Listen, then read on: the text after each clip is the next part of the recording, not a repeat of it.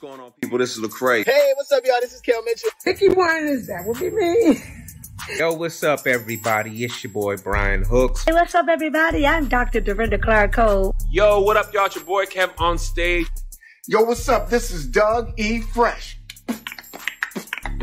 What up? It's DJ Emmy for that Breakfast Club. What's up, everybody? It's Mr. Talkbox. Hello there. This is Kim Burrell.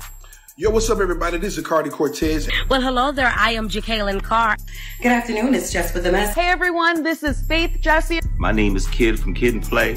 Peace to the planet. Charlemagne the God here. What's up, y'all? Las Vegas. It's Said Entertainer. I want you to download and tune into the greatest gospel station in the Las Vegas area. It's the #1 gospel station. #1 gospel station. #1 gospel radio. Check it out. I need you to do me a favor. I need you to go download Anointed Radio app. From either the Apple App Store or Google Play Store. For 24/7 gospel.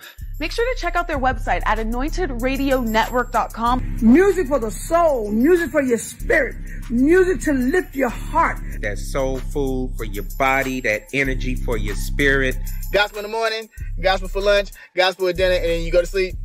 You know what? Guess what? You dreaming about some gospel. Sometimes these are the songs that really uplift us and get us through some of the tough times. Salute Pastor J. Calhoun and Anointed Radio. Know your boy wouldn't steer you wrong. Go listen right now. You feel me? Check them out, without no doubt, because gospel is what it's all about.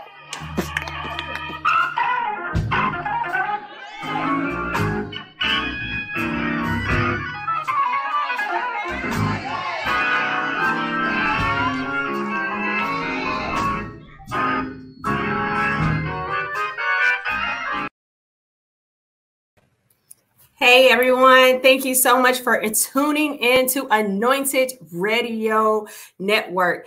Make sure that you take the time to like, share, and subscribe. But hey, before we start this show off and before we kick it off, let's kick it off first with a scripture. And so today our scripture is going to come from Psalms 142 verses 7. Let's get that up on the screen here. So it says, bring my soul out of prison that I may praise your name. The righteous shall surround me, for you shall deal bountifully with me.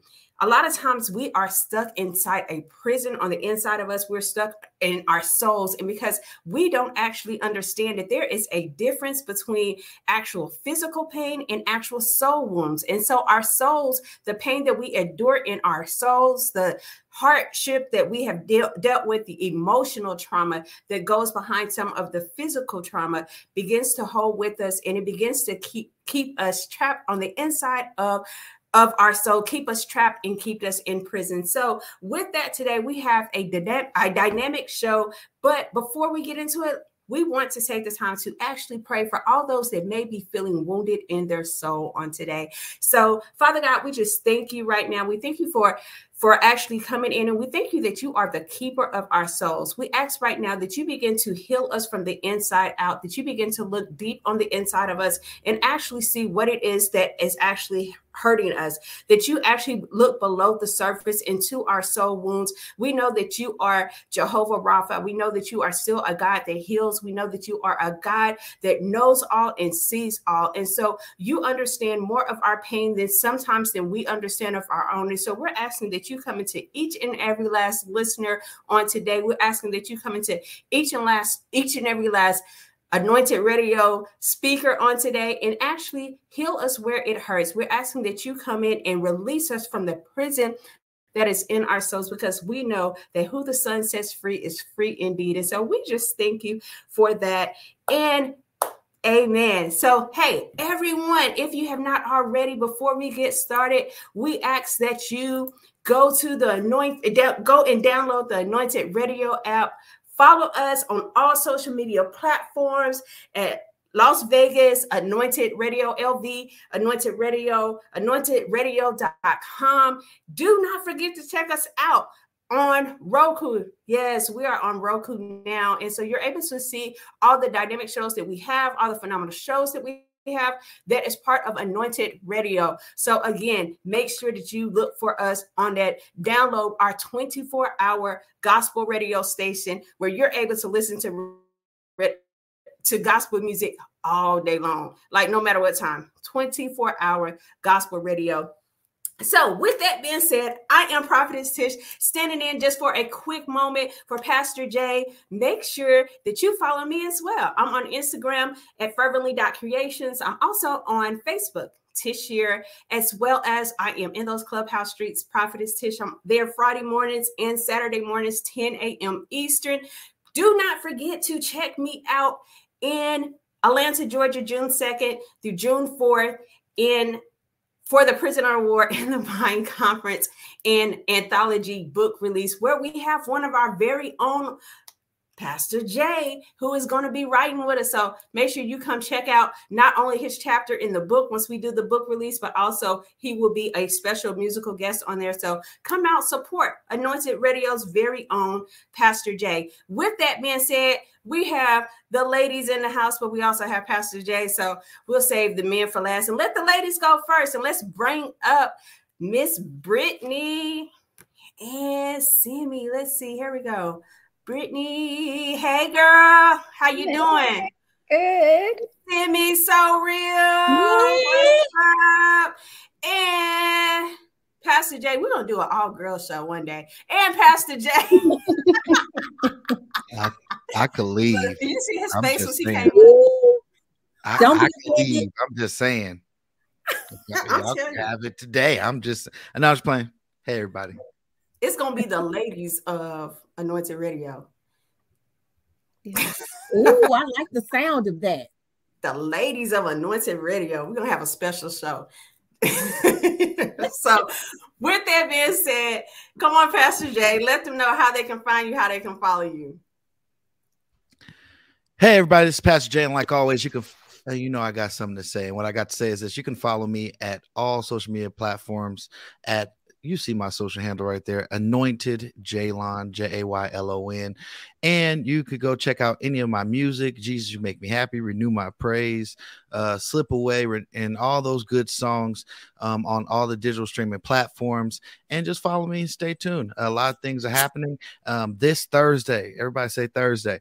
We're going to have an update soon for the new Anointed Radio app. So this app will be able to do more. It's going to be the Anointed Radio 2.0, where you could be able to watch the podcast. You could be able to listen to music. You'd be able to do all things in one place. So definitely keep your eyes soon to this update. If you have the Anointed Radio app, because if you don't, just go ahead and download it. But if you have the Anointed Radio app, make sure that you check out for the update and your updates, and it'll be a brand new experience just for you so that you can enjoy Anointed Radio. Pastor Jay. What's up, y'all? You guys can find me on Instagram at I am Brittany Marley, and every Tuesday, 7 p.m. Eastern Standard Time for Testimony Tuesday at Testimony Tuesday with Brittany and Kelly.blogspot.com. And I am your girl, Simi So Real, and you can find me on Facebook, Instagram, and Tick to the Talk. Tick to the Talk. That is awesome. Awesome. Listen, quick topic today before we bring up our guest. Get her to introduce herself and also play a little game. But is there actually a difference? Oh, he went out. Okay. Let's flip it since Pastor Jay went out. Christian and dating, the dating life, like how is that like nowadays? Once it comes to being a Christian and actually dating, the struggles, the tests with it, like what are the challenges and stuff? Since he left out. Is she singling out the single women? I mean, like, what was that? I'm just asking. Because it's not easy. It's not easy. I've actually had friends in ministry. So how is the single life for y'all? That sounded horrible. But hey, our guest is like our prelude into dating. I mean, we have the dating, but no, hold on. That's not true, because a lot of times as married couples, we forget to continue to date. And sometimes the downfall in our relationships is that we get together, we get married, we start doing life or whatever, trying to juggle, and we forget to go dates. Like it's very, very hard. Like right now, my husband thinks the only time we fix and go on a date is we go to the shooting range. Like that's the only time I date this. And I'm like, I'm tired of going to the shooting range.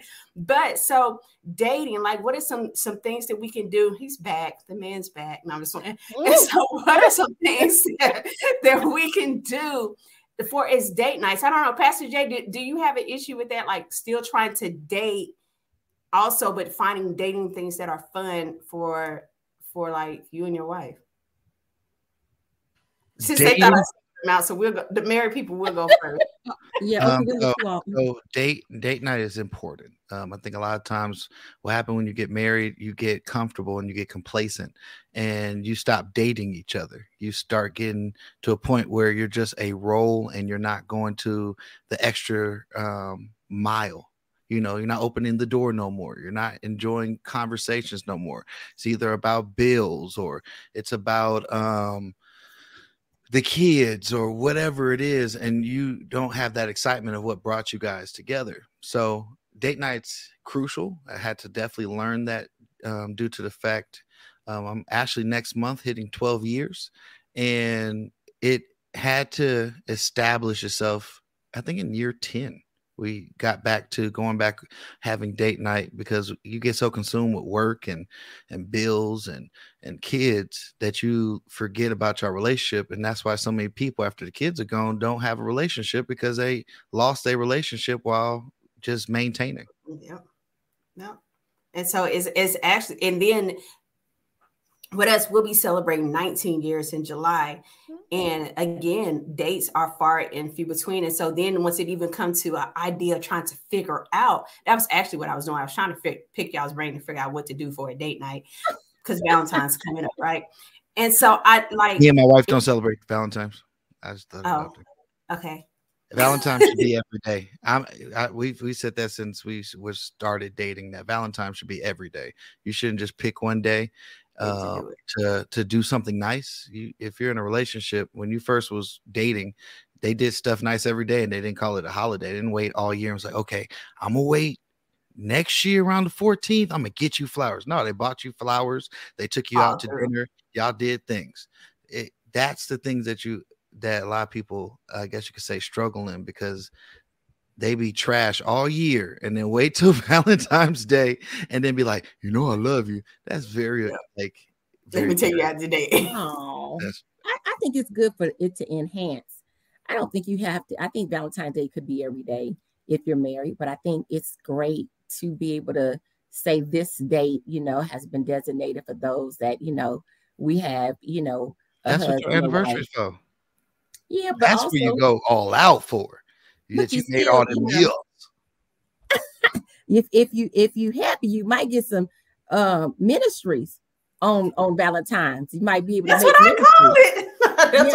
And go into the chamber room and go in the chamber room and act right. So I mean, you know, it's a good thing. I mean, I think that you know, once you're married and you make small things mean a whole bunch. You make small things like, you know, even if you wait till the kids to go in the room and maybe you don't have a lot of money, put a blanket out in the middle of the front room and put some candles on and, you know, make a nice fruit tray, chocolate tray, have, you know, and just have good conversation, have your favorite drink, your favorite beverage, and just set the tone, you know, set the tone, make that a moment, you know. You know, sometimes if there's something beautiful and you're driving and somebody has the kids or whatever, pull over to the park, you know, take that picnic basket from the back seat, put the music on the radio and begin to walk down memory lane and talk about what you loved about each other back when and what you love about each other now and how that love has enhanced. So I think it's all a very beautiful thing. You know, I was married to a pastor for over 14 years. And so, we're the best of friends now. We had some things that happened in our relationship and nobody stepped on nobody. That's not anything like that. Just ministry. And sometimes the ministry will take tolls in your relationships, you know, and things like that. And sometimes at the end, if you're the type of lady I am, I'm tired. So after I get tired, it's what it is. But nevertheless, you know, there's beautiful things. And it's the simple things that really make a world of difference in the marriage, you know. And I had that. So, yeah. What you say, Britt? Brittany. What is the question? I think the original question was, is there a difference between dating and Christian dating? Was that the original question? Or was like dating, like just going out, because it's certain things that I think, like once we were in the world, once me and my husband was in the world, dating and going out looked at totally different than what it does now that we're a little bit more grounded, more mature. It's like we don't go to the same places that we would have. And like I'm gonna be honest, like we used to go to strip clubs and all that stuff together. Well, now that's not where we're going. We're not hanging, we're not fixing to do that. It's not about to happen. And so things is different. But one of the challenges that many married couples have is dating and actually coming up with dating ideas.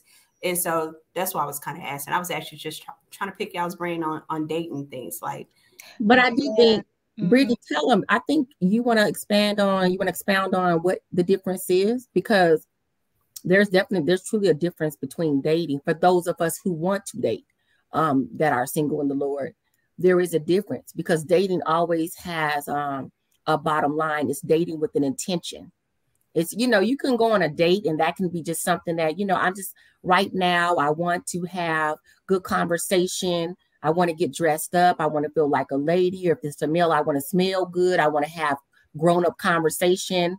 And when I say grown-up conversation, I mean, if you have children, sometimes you like, it's not conversation on a certain level. I want to have nice, deep conversation, talk about things, that's going on in the world, talk about my dreams, maybe talk about some things that I have happened in life. And I want somebody to look good, smell good, and have grown-up, nice food, not Happy Meal.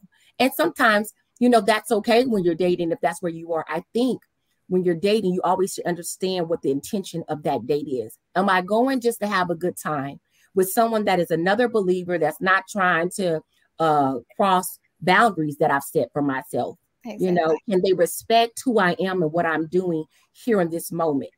And if that's all it is but a moment, I'm explaining to you, sweetheart, you really cute. But after today, I'll talk to you sometimes next week or the week after. And that's what it is. Mm-hmm. Or if it's the attention of, I'm looking to build my life with someone. I have some things, but I want to go to the next level. And so you're letting them know, but usually it should come from the male, what the intention of the date is. Are you dating with an intention to be married? And that's Brother Jay on the line. Uh-oh. How y'all doing? Jay Spade, what's your ideal date?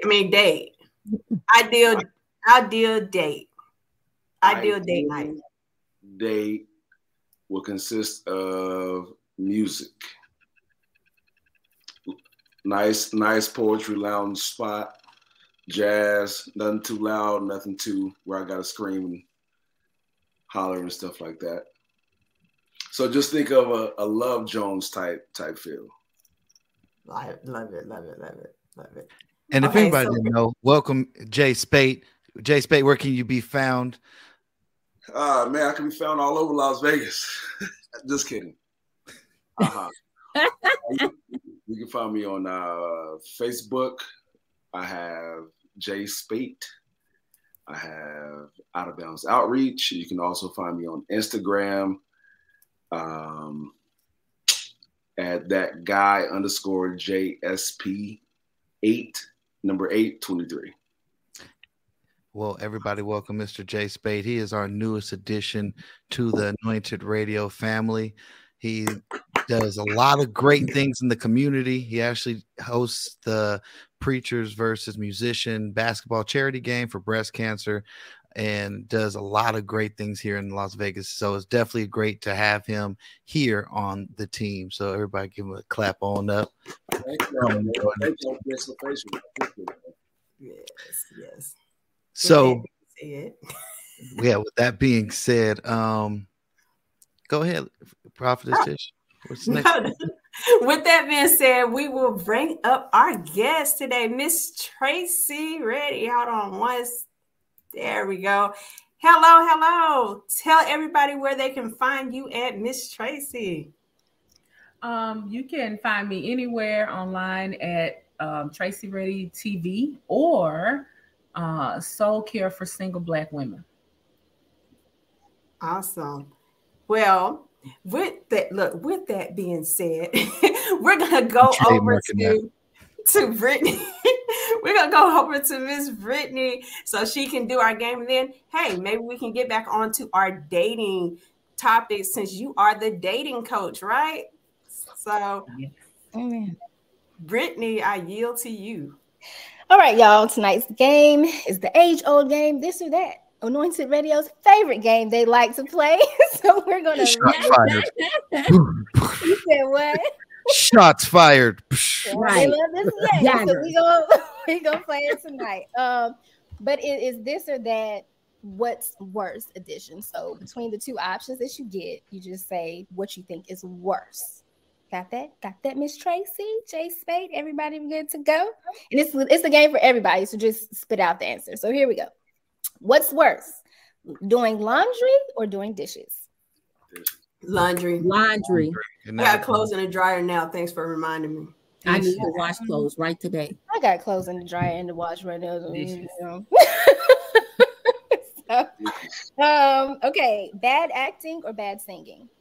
Bad singing. Bad singing for me. Singing. Yeah. Bad singing. Especially on Sunday morning. Don't do it. Ooh, it's bad act. I don't know. Like, I love to hear good singers too, but bad acting, it's like a pet peeve watching something and it's just the acting is just not there. Funky arms or funky breath? Ooh. I'm gonna smell your breath before I smell your arms. So okay, well, either or, Jay. Breath. Breath. Ooh, that breath sometimes. That breath. Just back off with the breath.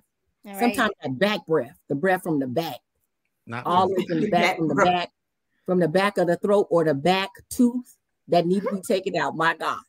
Ooh, yeah, but that actually, like being in the car with them and like in the winter, once the windows have to be rolled up and you got the heat on, and then they start talking, you like, man, don't nobody ask them not there another question. Please don't say that.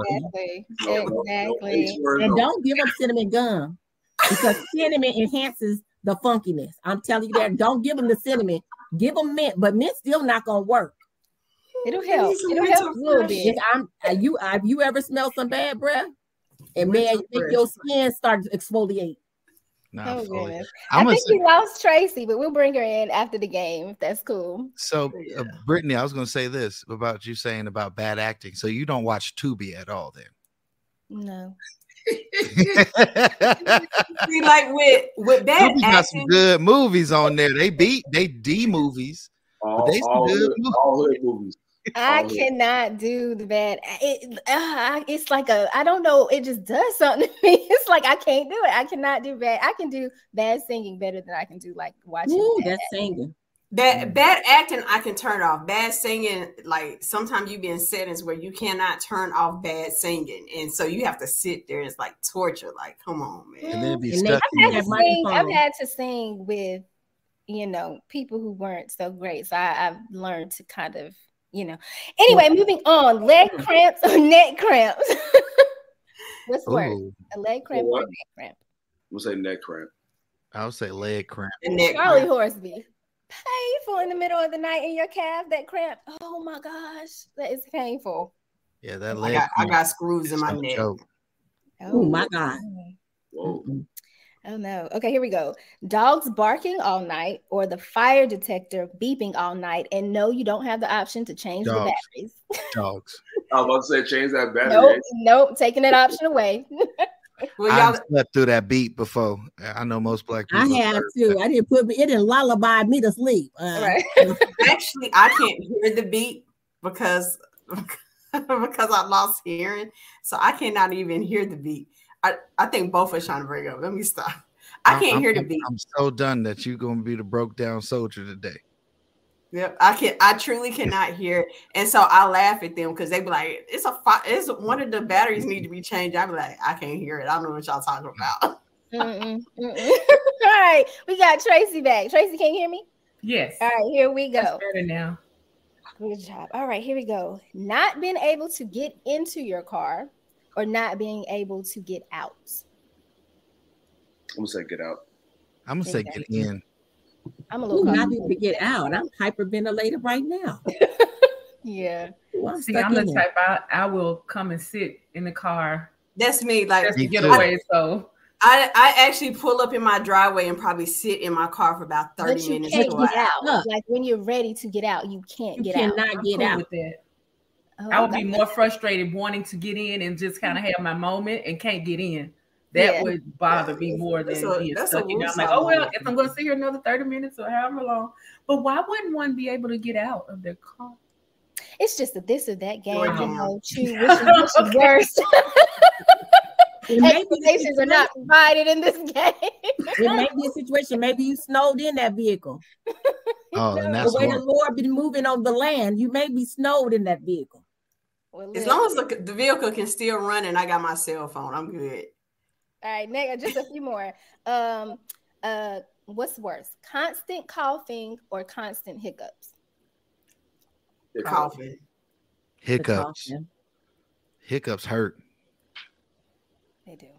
If you got to cough, especially if you got bad breath, that's going back to the other one.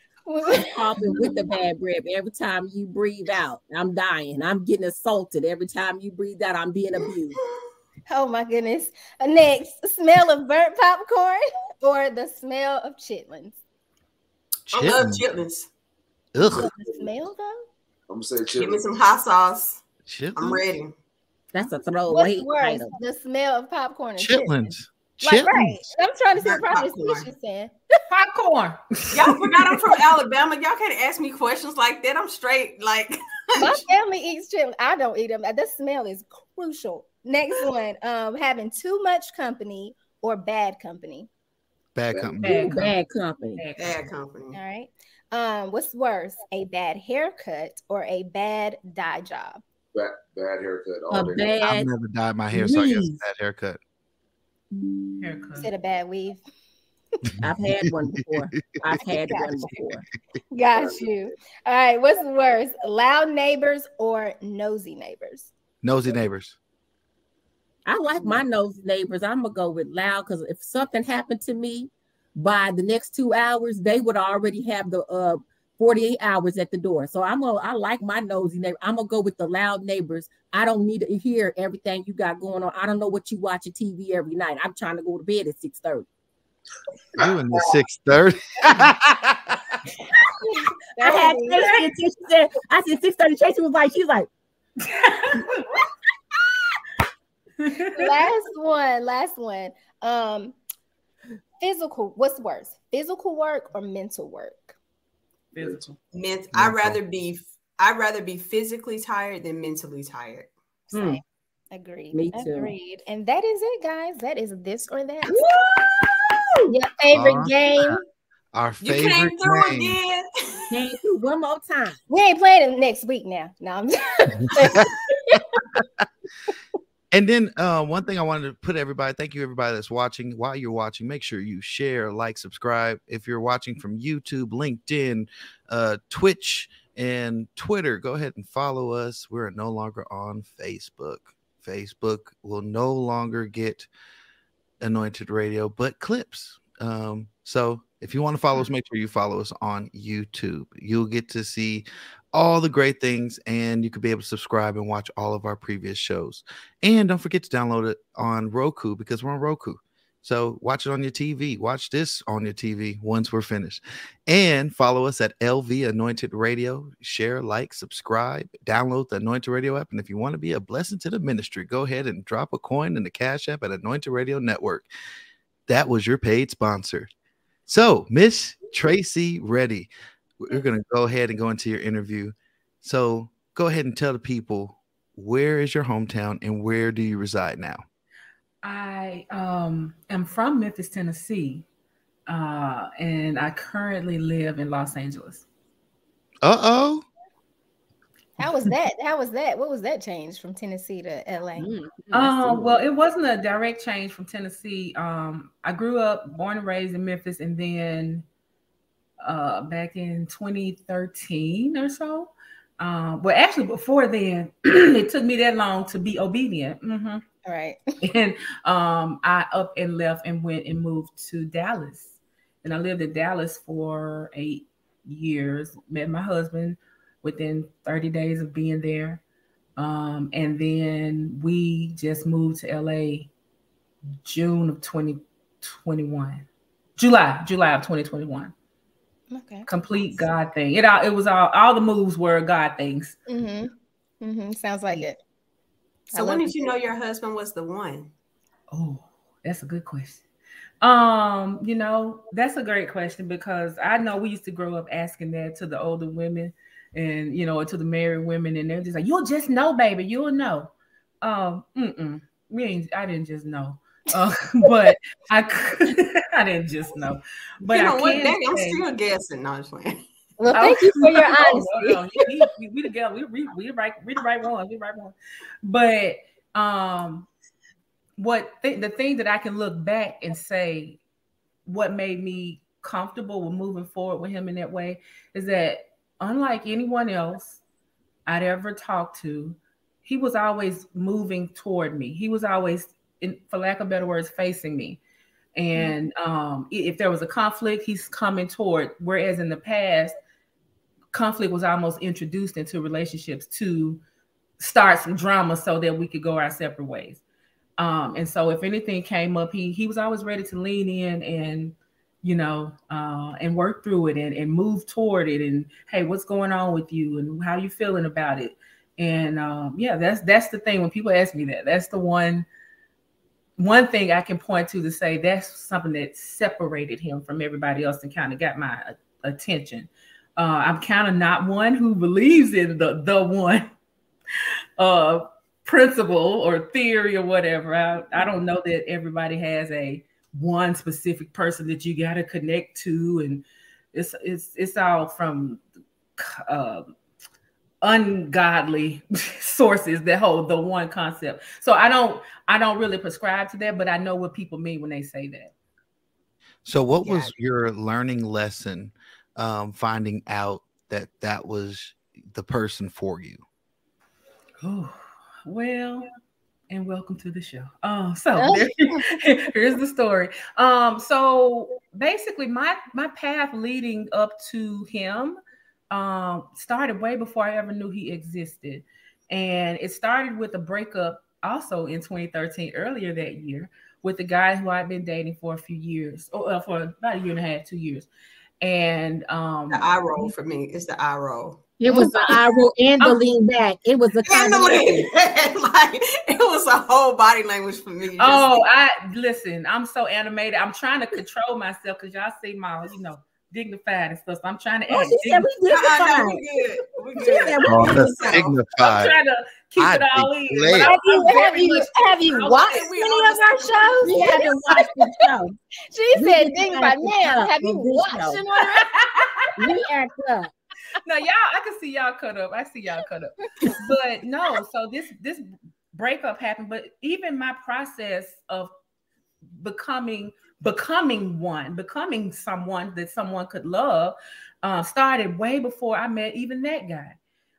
My process started with a woman at church telling me, prophesying to me, coming to me 3 different times and telling me that God had a good husband for me. And I was very much not into it. I wasn't interested. I was living my life. I was doing my thing. I was having fun. I was going to school. I was doing all these things. And it just wasn't something that was interesting to me. And I had a little trauma associated with that because all my growing up years, pastors would say, people would say, marriage is hard work. It's hard work. And so I was like, why would I want to sign up for hard work? So no. So I wasn't interested in getting married. All my friends couldn't wait to meet their person, but I could wait. But that third time the mother came to me and she said that God had a good husband for me, I got convicted. And I went home and I prayed and I said, God, actually I went to my car. We was after church. And I went to my car and I was like, okay, God, if this is true and you do have this husband for me, prepare me to receive him because I'm really not interested. And God started doing that very thing, starting with telling me that I hated men. That was the first revelation. I asked him to show me, and he showed me that I hated men. And then he also explained to me, or with his gracious self, allowed me to understand why, though. It was because all these instances and situations that had happened that led up. So I didn't really like hate men like knowingly. It was a resistance, a wall between us. And so he started with that seed that had been planted many years ago, and it blossomed into what's now a program that I teach other single women. So yeah, it was a long process, healing and doing all the things to be ready to receive this good husband. There you go, right there. Can I ask, what does that look like? What was that, Jay? I said, can I ask, what does that look like? You said something about hating men. What does that look like? Oh, yes. My hate showed up as defensiveness. And so if a guy tried to speak to me in the grocery store, I'm like, what? Oh, you know, I mean, I was very much, I'm gonna get you before you get me, you know. And when I said get, let me tell you about the first incident where I felt like I could get gat. Okay. I was about 10 years old. We had a little corner store in the neighborhood I grew up in. My family would order food from there. And, you know, back in the day, a kid could still walk up there pretty safely, you know. And I would go up there to pick up the food. And this one day that I went, there was these two guys. Now, mind you, again, I'm about 10 or 11 years old, 10 or 11. These two guys, mid-20s, maybe 30s. I don't know. Everybody looked old then. And they started making comments about my body. They started saying things about, oh, I know somebody hitting that, and you know, all these different things. And I was just like, what? I don't even know. I know what they're talking about, but I don't know. Like I ain't into. I'm a church girl. I'm not into all this. And so, but even beyond that, I'm hearing them say all this stuff, and I'm like, this fear is rising up in me because I'm thinking, am I gonna even be able to leave out of here, or you know, are they going to attack me? Are they going to snatch me? Am I going to make it home? Like, I was terrified. Compound that incident with countless other incidents. I've always looked older and shaped older than I was, you know. So that incident times years of many of those incidences, and nowhere to process that, nobody to talk to about that. I never went back up to that. I obviously made it home safely, but I never went back up to the store. My family never knew why. They just knew I wasn't going. No, I'm not going up there, especially not by myself. And yeah, so the hate rose out of those incidences, and yeah, it was very much a don't speak to me, don't say nothing to me, stay away from me, don't get too close, you know, unless I know you or invite you, don't you come over here, because I'm gonna chop your head off, and I did. When you said discharged, I did that. When you said that you God showed you that you hated men, the men on here got a little shocked. Jay leaned in a little bit, head cocked to the side. But to hear that being said today from single women, how much they hate men, and how many men are pursuing them very aggressively, pretty much how she just explained, and they're tired of the same games, and they get to the point of they do hate men and they don't want to be bothered. They want to be left alone, pretty much. And like what she just explained, it sounded like it was from trauma at a young age. Like I would be extremely fearful of women if that happened to me. Like, boy, you sure is growing up at 13 years old, right? Ooh, yeah, I was a manager at 13, so I probably would be like, yeah, that's what's. And then just thinking about that, it made me sit here and think, I have a daughter, and I would have been furious because, like, sitting here saying, you know, first of all, we don't live in that world no more that we could send our kids up there because of how the world is. Right. But just sending my child because I worked at the high schools. They got grown men outside the high schools doing the exact what you just said, sizing kids up.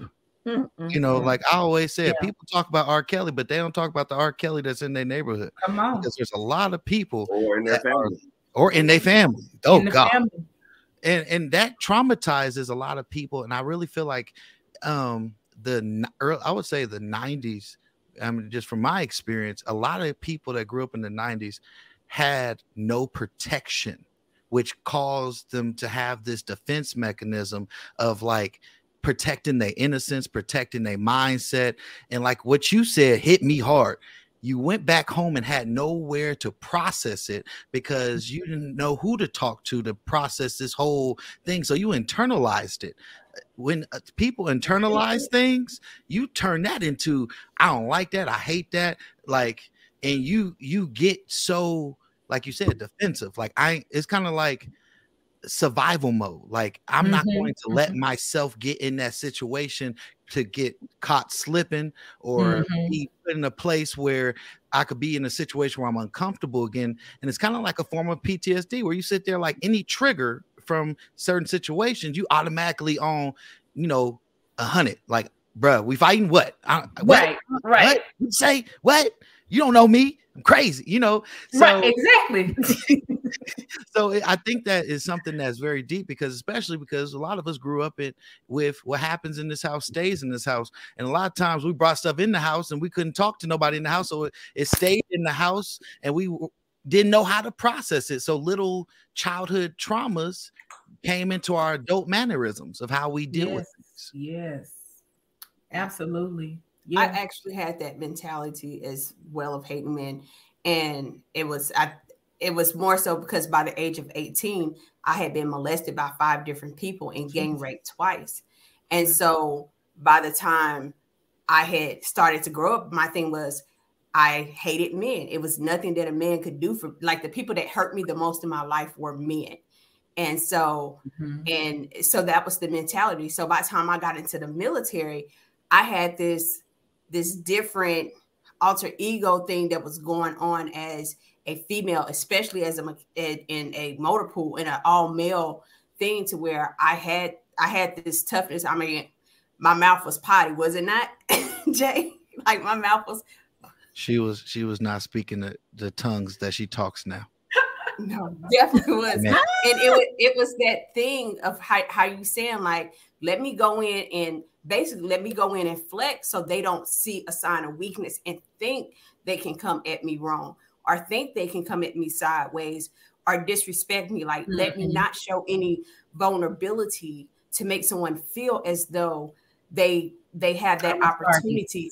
Yeah. And so it was kind of my protective mechanism of showing, like, hey, let me show y'all that, hey, I'm just as macho as y'all. My mouth is just as foul as y'all. My attitude is just as worse. And that's how I was in the military or whatever. It wasn't until I actually started healing from the traumas and stuff a little bit later that I was able to calm down and come out of that. But it came into some deep soul healing because I had forgiven the actions, but I did not forgive the emotions that were attached to the actions. So you are talking. You are talking. Did that turn over into your adult life? Like, it affected my marriage bad. Really? Oh, you was able to get married, even though you were, well, I did not realize that I was more than just sex until probably like year 3. And then I found a new word that I could say no to having sex. And so it was just like nope. Which opened our marriage into infidelity and stuff. And so it spilled over and it was toxic. Like I've went into homosexuality for a while. I've left my husband for a female before. It was very toxic, very toxic. I wanted to ask a question, because so when you have the childhood trauma and it looks pretty much the same, don't you think, for men, that you might hate women, that you might, like them, you might love them and physically, but you don't want them to tell you nothing as far as how to be a gentleman or what they want from you? Okay, Pastor Jay. You turn hypersexualized, and you objectify a lot of situations. Coming from a point where growing up with a single mom and seeing how my mama would like deal with dudes, I would be like, nah, I would never let that ever happen to me.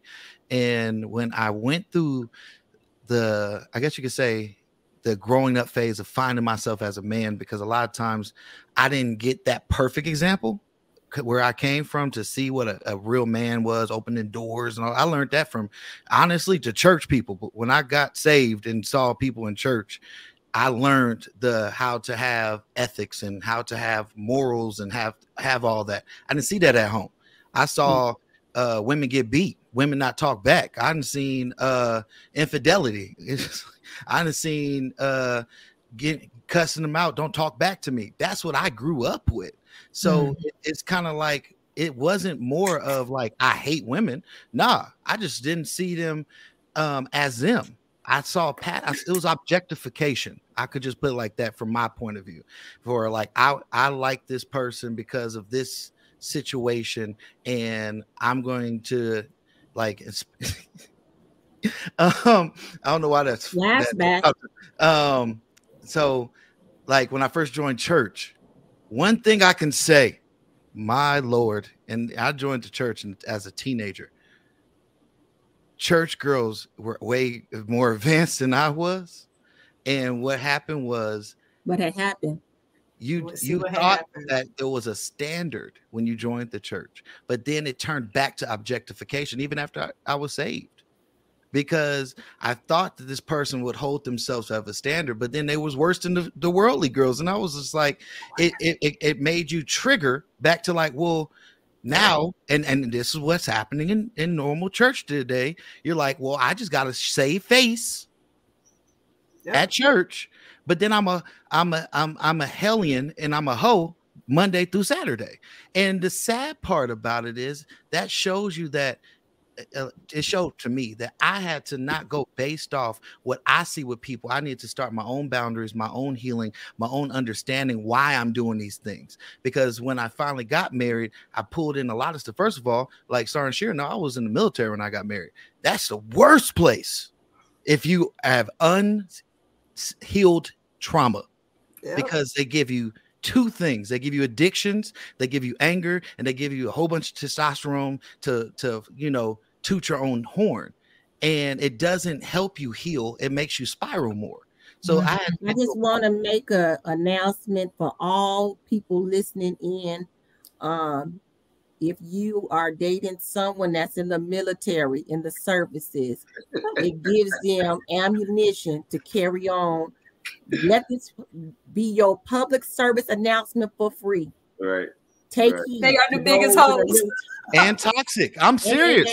The divorce rate is high because in the military, if there's a whole lot of unhealed people going through stuff, and they taught to push your stuff aside. Don't worry about your emotions. Do the job. Adapt and overcome. Continue to do the mission. So there's alcoholics. There's people on drugs. There's people that's sexaholics. There's people, all these things that's happening, and they're not healing themselves. Go ahead, Jen. Isn't that the same thing that's in the church? Facts. I was about to say that's literally everywhere. You could ask a group of attorneys, group of officers, group of teachers, doctors. Everybody's got those people who are setting aside their core so they can perform in whatever capacity that is, whether that's to be perfect at church or to just be, doing their job at work. So it's not limited, I don't think, to it's like we have a form of godliness, a form of a soldiering, a form of, and we're so used to walking around with a mask on, the world, seriously. And then once people actually had to put on the mask and actually had to sit in the home by themselves and had to sit with themselves, they realized they didn't like themselves, because now it was not a time they could break away and put on this fake thing or facade for everyone else and escape from their actual reality. They actually had to deal with the issues in their home. They actually had to deal with the issues in their heart, had to deal with actually the soul.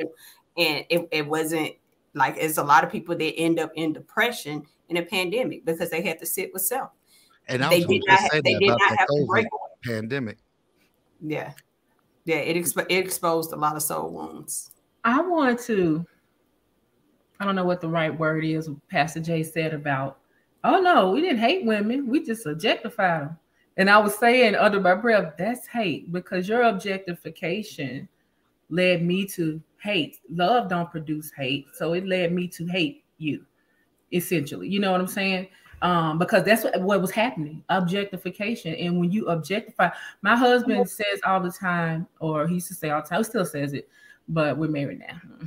But he says you can't, objectify and or make people or coerce someone into sex and say that you love them.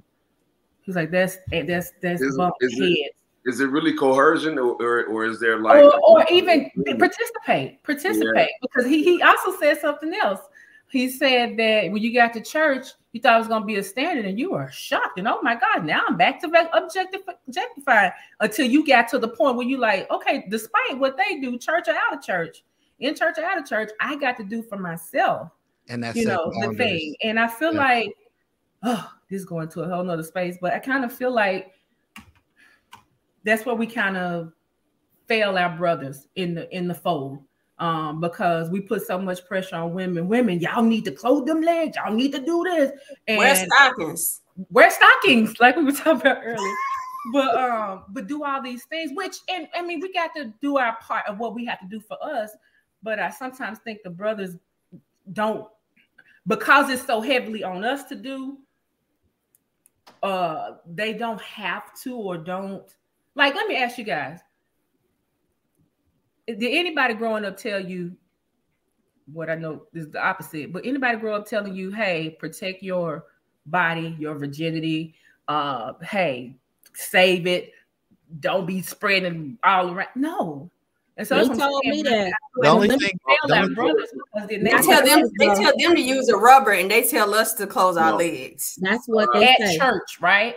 My mother highly spoke of purification, being pure, being a virgin until you get married. Mm-hmm. And I tell my kids now, if I could have waited until I found that right one, I wouldn't have done it, because I spent many, many years skirt tracing. Mm-hmm. Yeah.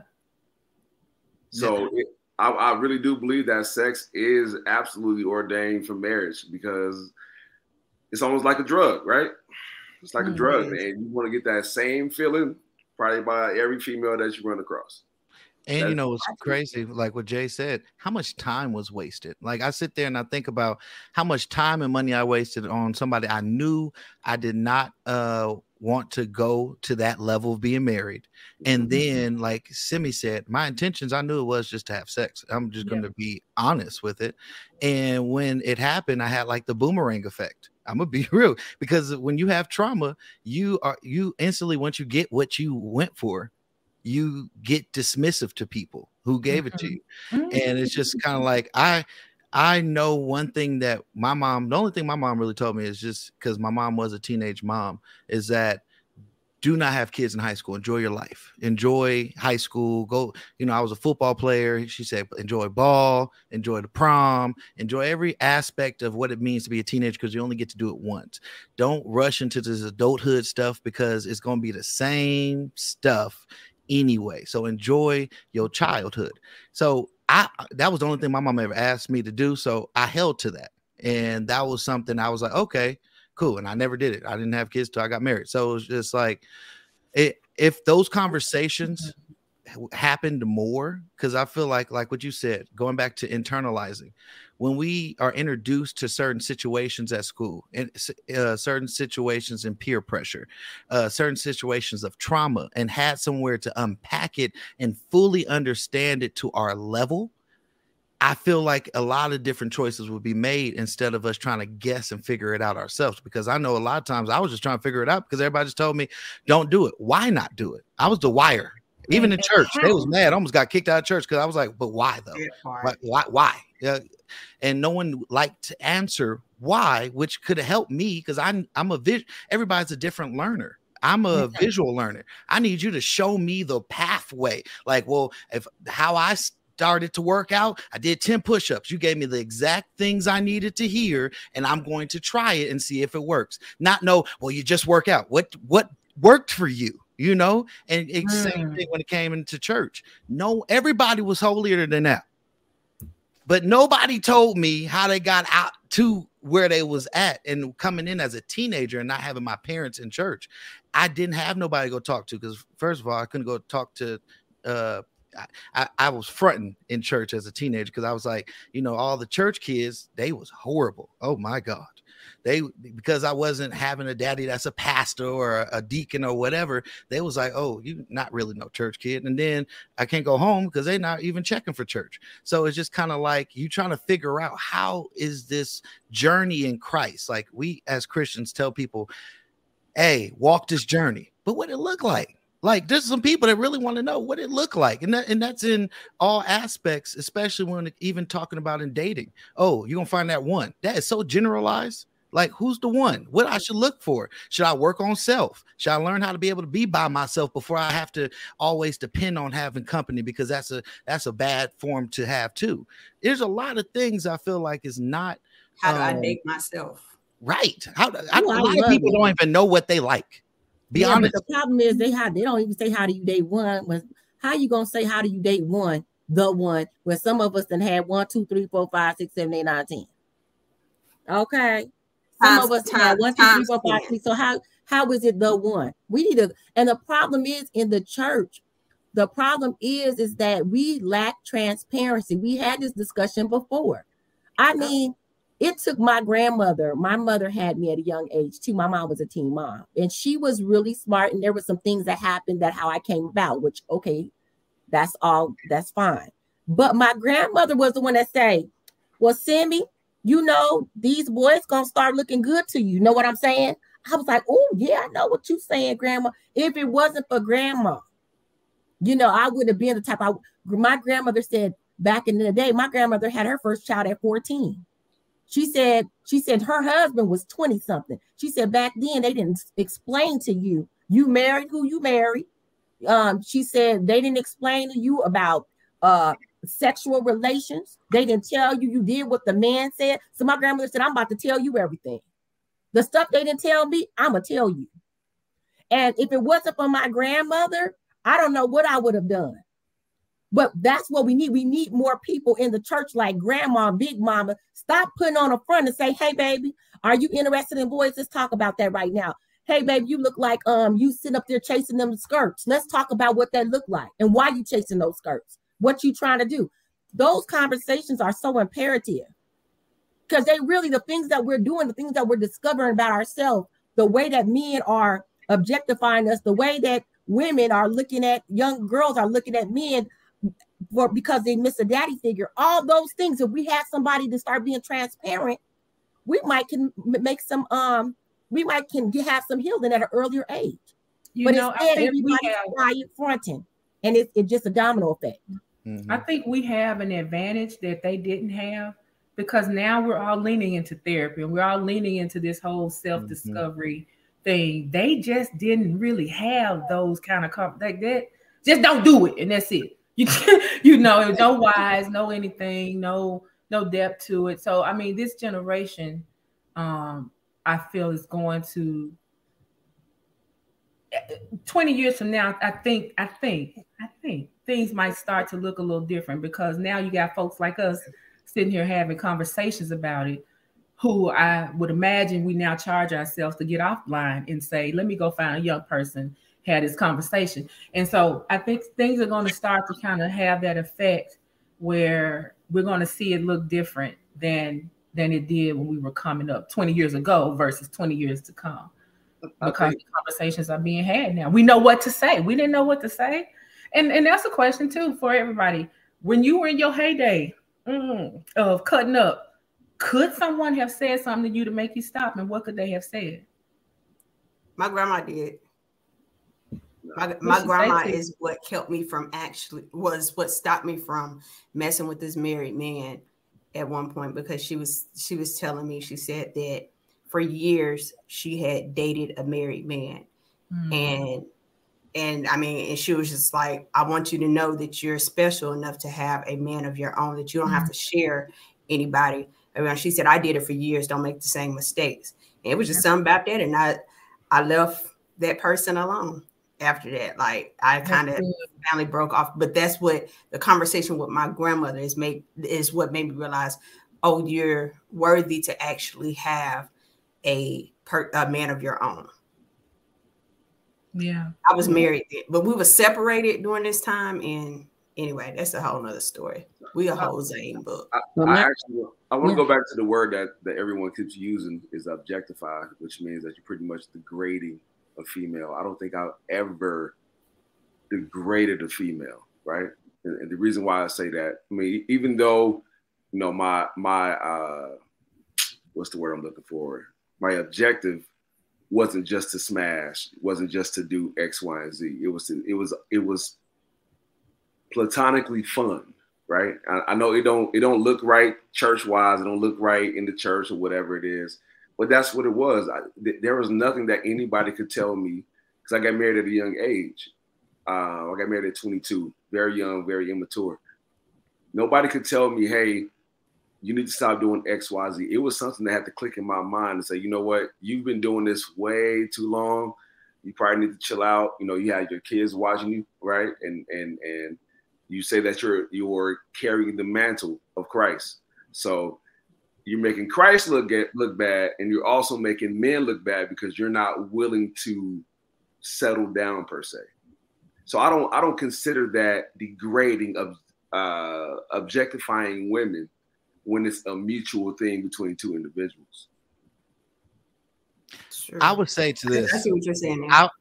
For me, I would say it because I went into something knowing that the person wanted something that I could not give them because I wasn't going to give be a husband. Did you tell them that? Did you tell them that? I did. And to me, I feel like you're being open, and they devalue themselves by knowing that you have straight up told them, hey, I'm married, I'm not leaving my wife. Like this is just, if you openly tell me, hey, I'm nothing more than a side piece, side chick, and I'm okay with it, because let's be honest, there's some women that, like I was, that were okay with being the side piece, being the side chick or whatever. And so at that point, you didn't devalue me. I devalued myself at that point of thinking that I was blessed to not even have that man of my own.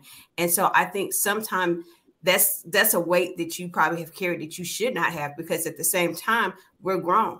And so I have a responsibility for my actions as well. So if I decide that I want to be the side piece, if I make a conscientious decision to sleep with you, knowing that you're married, because it's a lot of women, especially in the church, because to us, it's like, oh, it is nothing more attractive than a godly man. And so they come after the men in the church or whatever because of that. Now you're devaluing yourself, thinking that you have enough in between your legs to be able to make this man pull away from his wife.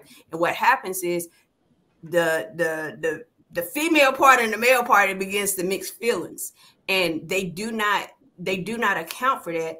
Or well, after a while, you're doing that stuff or whatever, and it does mix feelings. You are tapping into each other's soul, and I'm gonna leave it alone. But yeah, like I do think, you know, women, we have to be accountable for our own actions as well, and realize that everything is not the men, because there's some of us that are more skilled at cheating than what the men are anyway. It's a game that y'all created and we perfected.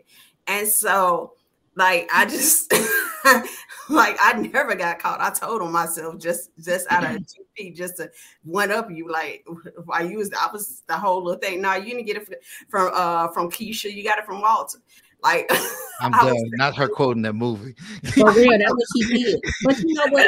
Sometimes it's not even about. I think that everything is spiritual, and you know, when we put ourselves in a a compromising position like that, it's not so much other people. It's nothing like Tracy. It's not things that are the external things. It's things that's really going on within us, you know, and we are medicating, or we are finding a way to deal with things in a very soulish way.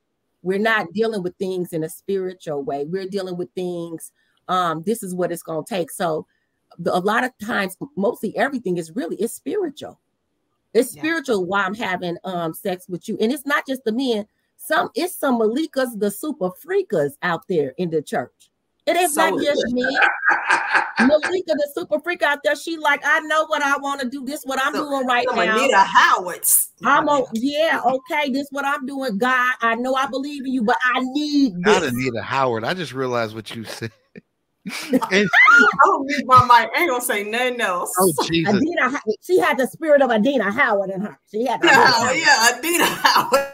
But one thing I definitely want to say is, and going back into your soul detox program, is I feel like a lot of times we got to look at ourselves and know why we do what we do. A lot of people on autopilot and then blaming everybody else. No, you doing a lot of things because you wanted to do it. Like one thing I tell people, I remember someone came to my church and I said, well, you wanted to do it, right? No, you wanted to do it, right? If you wanted to do it, I respect you more to say that I wanted to do it, and that at that moment I felt like doing it, than you to say, well, because of the situation and this, and blame it on someone else. Because at the end of the day, you wanted to do it. Nobody can force you to do something you can. That Big Mama has said that for years. Everybody, Big Mama said, nobody can force you to do something you don't want to do. So at the end of the day, I feel like a lot of times we have to just figure out what is our why? You know, speaking about it, what is our why? Why do we do this? Why do we act this way? Why do we resort back to this habit? Why do we resort back to this mindset? Why do we act this certain way and things like that? So what about the soul detox program? Go ahead and break that down.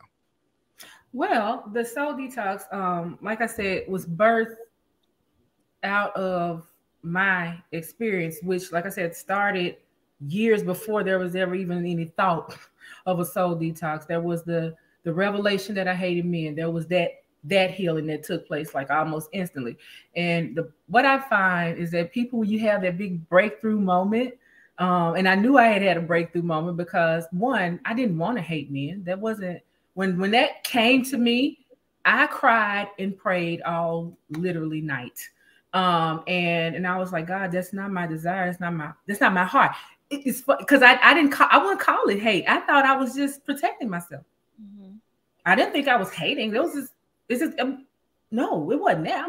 I'm just protecting me. And so a lot of things we just wouldn't even call hate that it would be. But the next day I went to a restaurant and there were a group of guys there. Typically I would have either left or tried to avoid them like the plague. It was a buffet. Went up to the buffet. Me and this guy, he ended up there too. And I normally would have soldiered up, got ready to attack. But I knew I couldn't do that anymore because God told me I couldn't do that no more. While I prayed and cried all night. This is within 24 hours.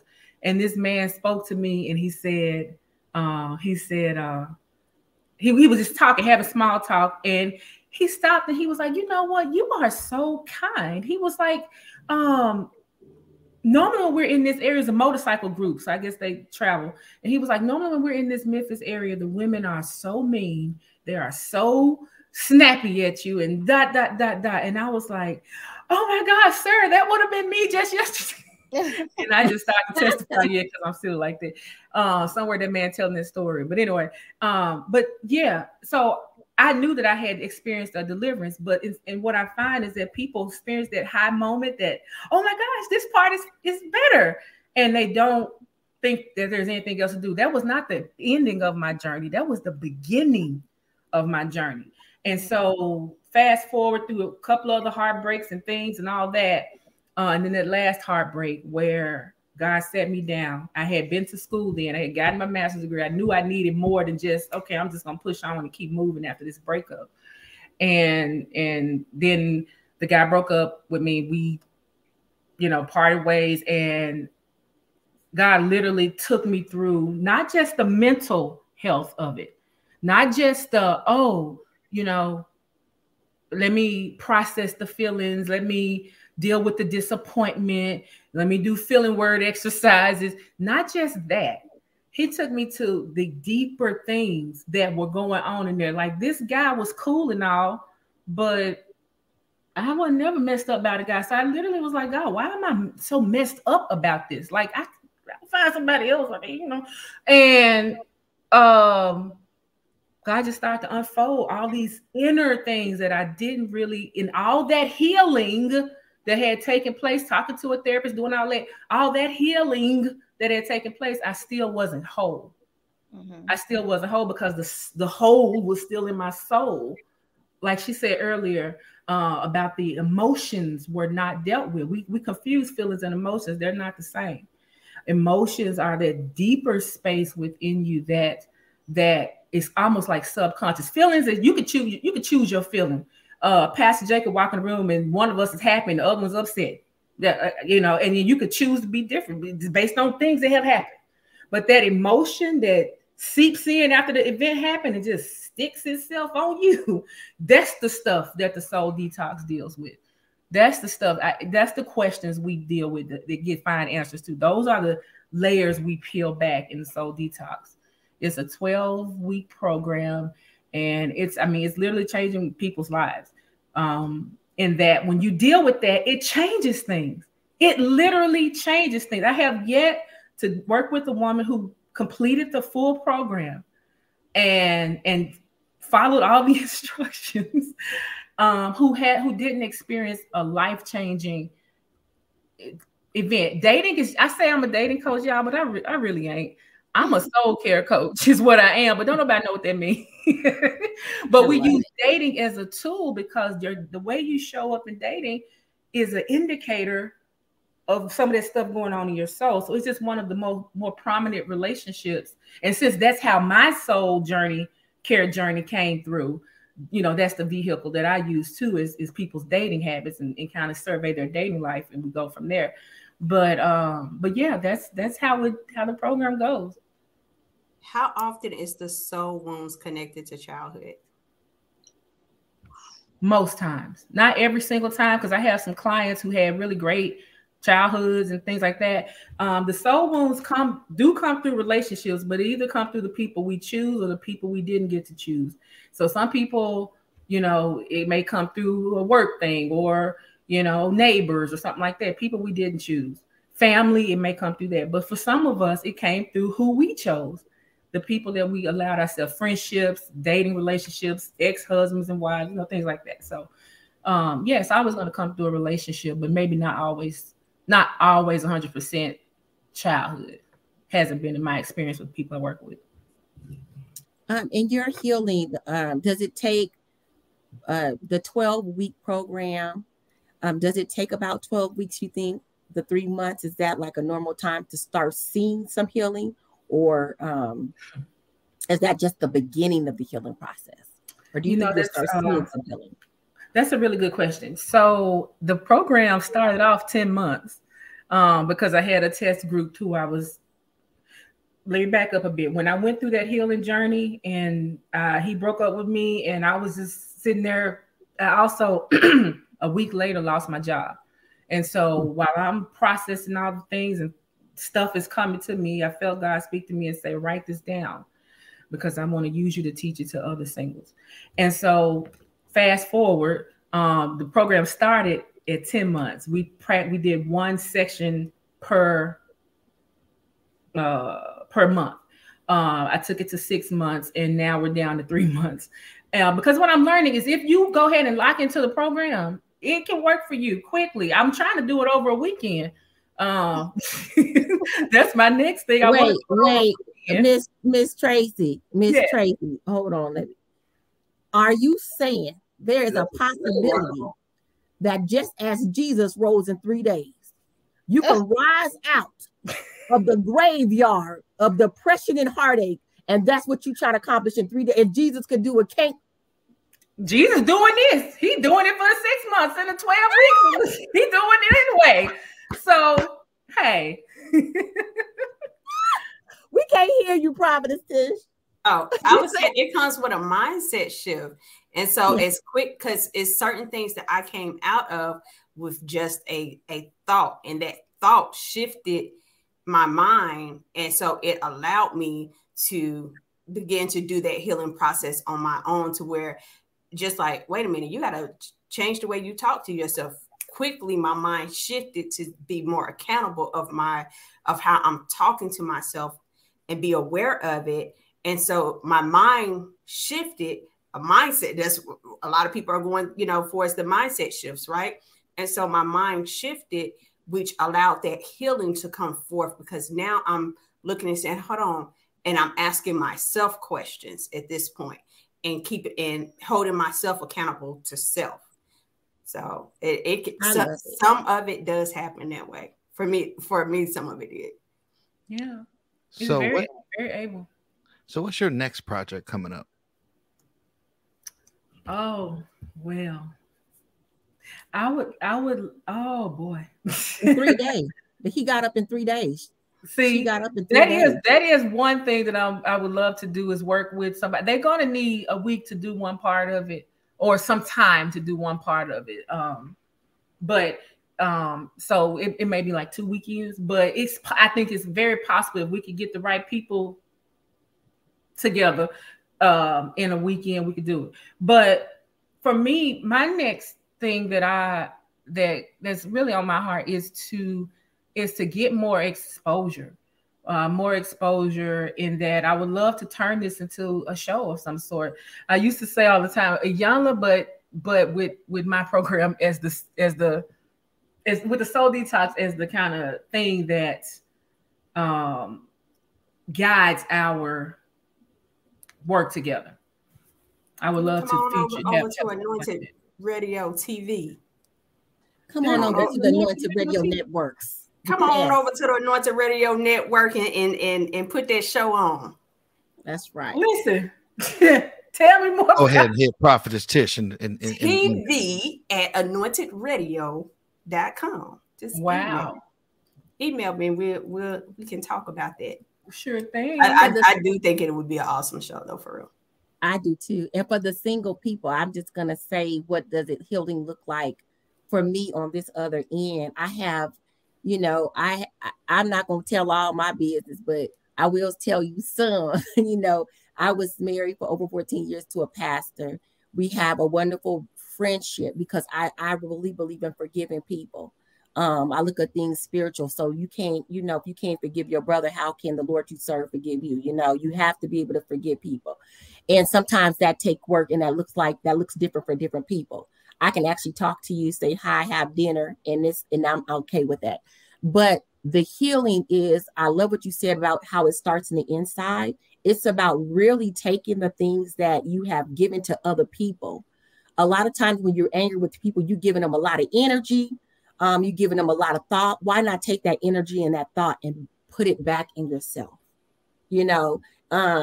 And it's really about doing a lot of, like you say, the soul care, a lot of self-love. When somebody hurts you, I like to write down, what is it how did this person make me feel? What was good about them? What wasn't so good about them? What do I need to do for myself? And how do I need to get there? And I'm telling you, once you start loving yourself, you may find that it might be hard to ever want to share your closet space, and don't let the Lord bless you with some good finances coming in, and all your needs is met. You don't need nobody to pay your bills. You don't need their income, and don't let the Lord just love on you and give you joy for no reason. You just walking around the house. You got a home that you prayed for. Your home is clean. Your bills is paid. You could go on a vacation and you feel the love of God. And you just realize everything I need, I have in the Lord. I done had some bad relationships. I done been used and abused. I might as well let the Lord use me if I'm going to be used up. I'm telling you. So I'm just saying, it's good and bad and everything. You got to take the good with the bad. But even when it's bad, God is growing you if you learn from it. But I'm just going to say, it's a nice life being single. My bathroom stay clean. Glory be to God. I know where my money is. I got peace, and I don't argue with nobody but myself.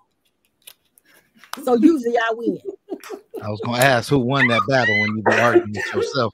But still say, huh? So one thing I think that is something that's deep, I think everybody could take away, is that sometimes we deserve the love that we always give away to everybody else. Every time. We deserve that love to ourselves too. Like, we are so crucial. We are so particular. We are so harsh with yourself. And it's just like what she said with the mind shift. And I really feel like if you really start changing how you show up for yourself, watch how your life change. Because a lot of us have not showed up for ourselves. We show up for everybody and never show up for ourselves. And that mindset really does damage. And I'm speaking from a person that I'm going to therapy to work on that, because it's easy to be the provider. It's easier to do things for others. But when it comes to yourself and really sit with yourself, that's rough, because if you can't even, how can I say this? This is going to set somebody free. If you can't sit and listen to yourself, especially, I'm speaking to myself, I'm telling on myself. If you don't even like hearing your own self speaking and your own self doing the singing or the reading or the word or whatever you do, if you can't deal with yourself, then that's where you start at.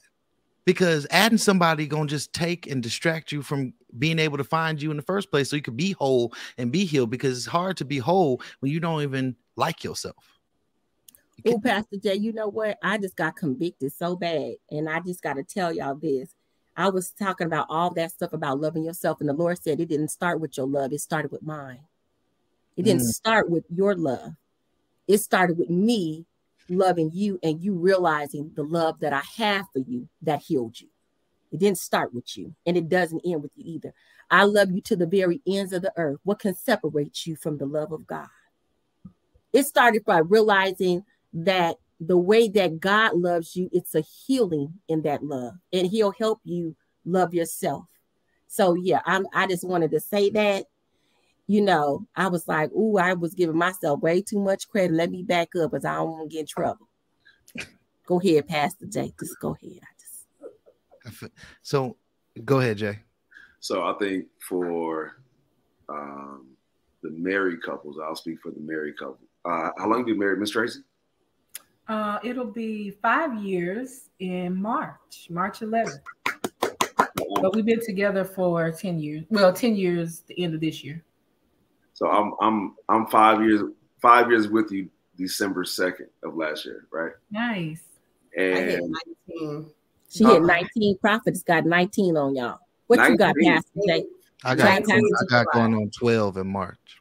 Pastor Jay got going on 12. When's your anniversary? In March. March 15th. Okay. I got married on the payday, because military get paid on the 1st and the 15th. Hey, boop, boop. Never forget. In your class, in your dress greens. I didn't have dress greens. Sorry. You had the blues. You had the blues in your blues. Didn't you get married in your blues? I did get married in my military uniform. I looked like a whole different person. He's inside somewhere. Go ahead, Jay. I was just saying that, you know, even being married, and I know a lot of people speak about and against married couples having their alone time and just being by themselves. I actually enjoy being by myself with just peace and quiet. First of all, I want to check your sources. Who said in marriage that you can't have alone time? Because that's one thing that if someone told you that, they failed, because it's just one thing that I've learned in marriage is that you have to have your time to be able to think and pray and to be able to collect yourself. No, alone time can consist of just being by yourself for many, many hours. And most women, most wives won't ever agree to that, especially on the weekend, on the off day. No, that's why me and Tracy like sitting in our cars for hours. I have a whole man cave where I am in it right now. I didn't want to tell myself, but I enjoy sitting in my car for the first hour I get home of just nothing. Ain't nobody gonna tell them? Y'all women not gonna tell them? So one thing I want to go, I just want to say this too. They like y'all to have y'all alone time. Because they want to be left alone too. So, and to Jay, I want you. Let me speak up right quick. Hold on. I gotta say this before I lose it. Jay, I want you to know this too. This is something I learned because I used to do that. But while you're in there in your car in an hour, remember this: your wife, your kids deserve the full you, because you left the house and you gave the world all this piece of you. You gave your job all this piece of you. You gave all these people a piece of you. When you come home, you shouldn't give leftovers. I had to learn that the hard way, because a lot of times I'll come home and I'll flash because I'm like, man, bro, I've been at work all day. Man, everybody want to talk to me, but they don't deserve leftovers. My kids don't deserve leftovers. My wife don't deserve leftovers. So in that car, if it take you an hour, if it take you 30 minutes, sometimes you got to be able to just learn how to meditate and reset so that you could be able to give all of you and be in that position as dad, as husband. So when you come into the house, you 100%, and they don't feel like, dang, here dad come. Because that's one thing that I learned as a husband and a father over the years, because a lot of times, especially when I was senior pastor, I did more. When I heard it from my kids, it hurt me. They was like, you do all this stuff for the church people. When it come to us, we last. And that hurt me. So I had to learn how to be able to balance that, because we give so much to events, church events, other events, going here, doing that. But when it comes to our kids, it's kind of like when we come home. I know a lot of times we want to do that space, but sometimes just that hour sitting with your boys, that hour sitting, with the wife and just saying, you know what, how was your day? Change the atmosphere so that when you do tiptoe to your man cave like I am right now, they ain't tripping. Because you gave them. That's it. That's it. I don't ever get tired of being around my husband. Never, ever, ever, ever, ever. Call it crazy. I mean, we enjoy each other. That man told me when we met, we're going to have a lot of fun. And I be doggone, we have. We love being around each other. But that does give space for us when we need to, I need to go over here and take care of this, or I need to go do that. We do. But there is no deficit in the account, the us account. The time together account. If ever there is, I heard Kev on stage say it recently. He was saying how people used to mess with him, say, oh, he got to ask his wife, can he go hang out? And he was like, no, it's not that I have to ask her. He said, if I've been on the road for the past 6 days, and I got a weekend off, I can't come hang out with y'all. I don't even want to come hang with y'all. I got to invest in this relationship before I can even consider doing other things, because I got to take care of home first. Right. So yeah, I agree 100%, Pastor Jay. It's all about making that investment such that when you need that time to yourself, it doesn't feel like neglect to the people inside the house, Because even Michelle Obama said that. And she said when they was single without kids, she was like, well, go do you. And then, when it came down to kids, she said that she felt like she's with the kids. Now you want to go golfing. I want to go golfing. I can't go nowhere. I got the kids, but you gone. So it kind of just gets to a point of, if you invest into that balance, and that's what everybody just has to really see what your balance is. Your balance might look different, but that balance to be able to show, and something got me, because when you think of trauma, let's go back just a little bit back to when I said trauma, about childhood trauma. I pictured myself as a kid saying, man, I wish my dad could play the game with me. And then to hear my kids say what they said, it hit me. I was like, I saw little me again. So it's just kind of like, you can't let life be so much where we ain't got time for our loved ones, because we didn't just come on this earth to pay bills, pay taxes, and die. Ooh. We got to enjoy the loved ones that we have around us and enjoy that time. So with that, I want Miss Tracy, what would you give somebody that's been hurt, trying to figure this dating thing out? What would be some encouraging words that you would leave with that person? If you are on that dating journey and it's frustrating, it's not enjoyable, it's starting to feel like, okay, when this person gonna show up? What's the problem? Like, if you're starting to feel a way pertaining to dating, that's an indicator that there is work to do on the inside. Yeah, okay, you've been in therapy. Yeah, you've done this. But if you've done all that and you still feel anxious about dating, you still feel disappointed, you still feel like, oh, let's pee in the dating pool. All those things are all flashing lights that your soul got something need to get done. So come see me. That's it. That's the word, baby. Come see me. That's like that. Sponsored by Soul. Sponsored by Soul. Well, Miss Tracy, I thank you so much. We're coming at the end, and I just wanted to just say thank you on the behalf of Anointed Radio for having you on, sharing your knowledge, sharing your story. And one thing I definitely say to everybody that comes on the show, once you come on the show, you are family.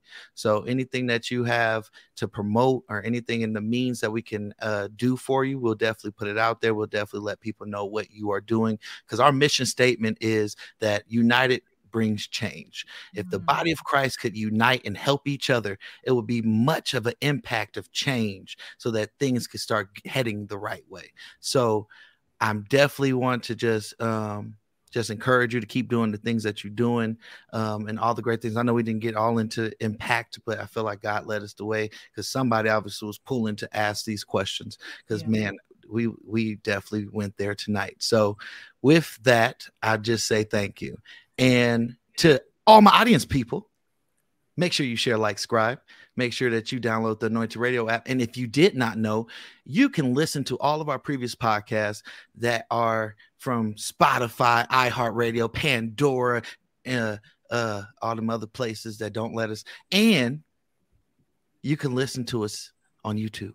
So make sure you follow us on all the podcast platforms, and make sure you download the Anointed Radio app for 24-hour gospel, and download the Anointed Radio app for Roku, so you could be able to watch the TV series and all the future TV series and movies and things that's up there, because we have already great content up there and you can watch it now.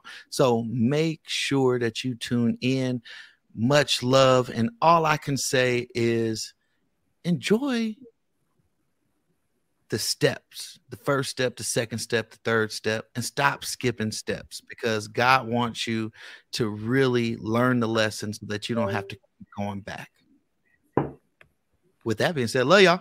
Bye.